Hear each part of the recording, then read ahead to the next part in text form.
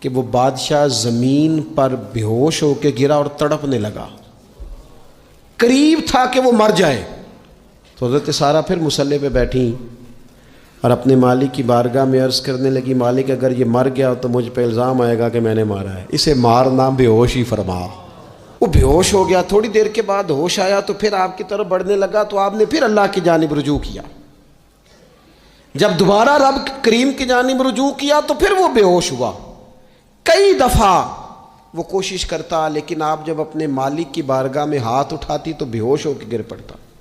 بالآخر آپ سے معافی بھی مانگی، آپ کو آزاد بھی کیا۔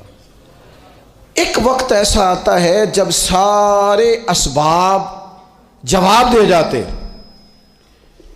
ہم مسلمان ملک میں رہتے ہیں، کچھ باتیں بڑی خوب ہیں۔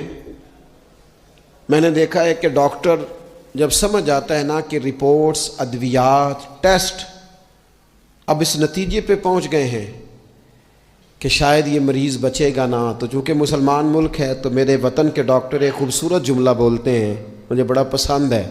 وہ یہ نہیں کہتے اب کچھ نہیں ہو سکتا، وہ کہتے ہیں آپ دعا کریں۔